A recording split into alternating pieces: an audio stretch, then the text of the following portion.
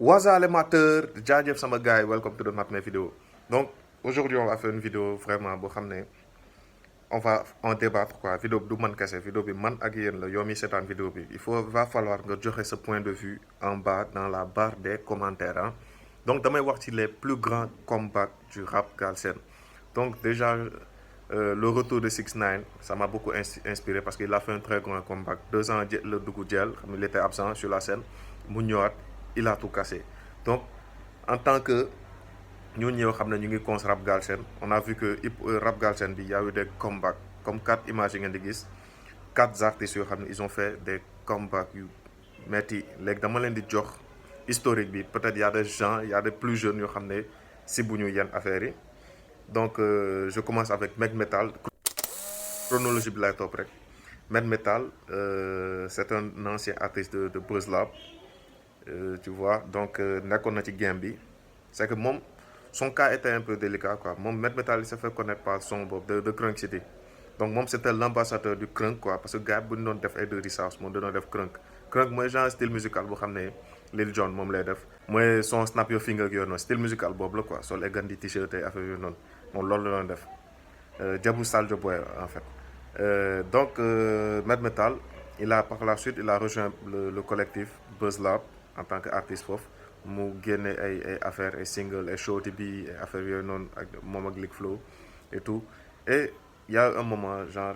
bokk na ci famille bu religieux quoi mais Aïdara moom il expliquait ça souvent dans ses sons tu vois c'était un peu délicat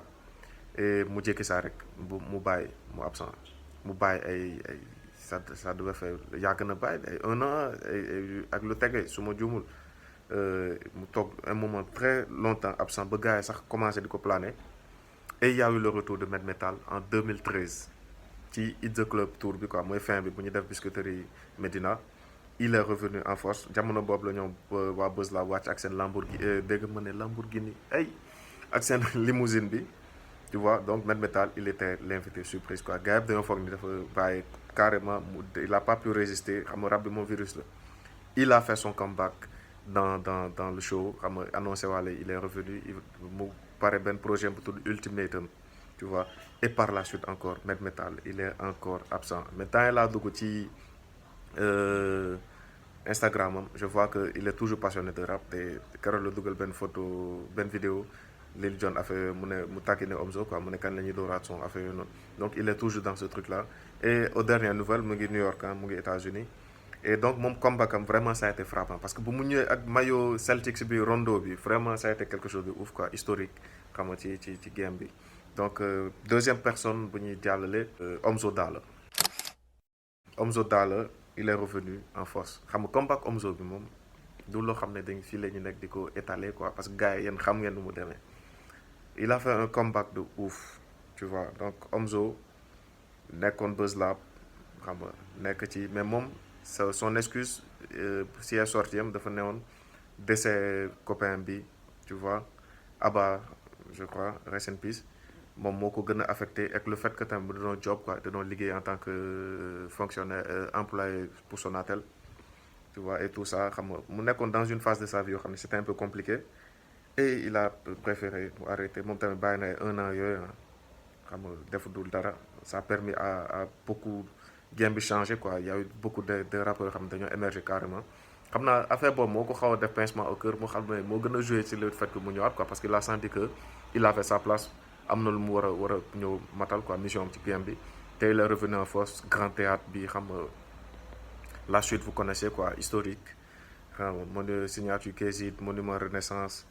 leneen ak leneen bët ak làmmiñ xam nga depuis Never Stop quoi le gars il est en train de truc comeback am vraiment c'est historique quoi surtout que grand théâtre bi vraiment il a frappé fort et on passe à la troisième personne muy Ngaaka Blindé King Baba tu vois Ngaaka Blindé moom pour des raisons judiciaires ñu tëjoon ko fi jël il a fait Ngaaka il a fait 2 ans su ma juumul 2 ans yooyu mu nekkoon jël kenn déggatu ko xam nga ces problèmes yooyu yëpp xam ngeen ko xam nga tout ça il a purgé sa peine et il est enfin sorti léegi son retour ça a été frappant parce que man gis naa retour bi quoi parce que gis naa doole ju bëri bi clip bi et tout ça making of yi maa ngi fa woon début ba fin mën ngeen ko seetaan mën naa leen ko bàyyi ngeen dem seetaan sur le petit i. Bref, donc il a fait un retour retour bu historique, tu vois. ñëw fëgg clip bi doole ju bëri polémique bi ñëw franc-maçon nanani nanana xam nga gars yi wax bi game Ngaaka ko moom xam mu génne bopp je crois boobu la njëkk génne après mu génne bopp noonu doole ju bëri bi c'était dans la même semaine, tu vois. Léegi Ngaaka il s'est jamais arrêté xam nga compte fëgg di nekk rek présent xam nga def na grand théâtre, il prépare son double album, tu vois. Il est là quoi. Ngaaka mënoo ko seppi ci top 5 bi vraiment comeback de ouf. Ngaaka Blindé. Et le dernier artiste encore muy Akbess. Akbess xam ngeen nu mu demee. Akbess aussi moom moo gën a duré sax ci comeback bi moom dafa toog benn ay 12 ans su ma jumul rabul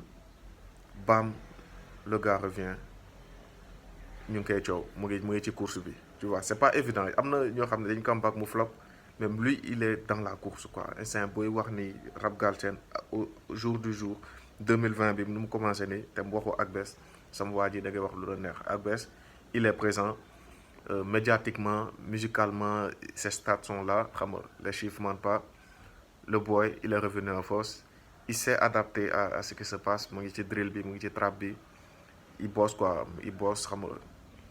Il a fait un comeback de ouf, bien que génnagul projet. Avec ces 3 singles yi mu génne rek il s'est placé, tu vois. Donc les choses vont venir après koor gi on espère danañ génne affaire quoi. Donc lii c'est un petit délire, un petit kiff. Expliqué naa leen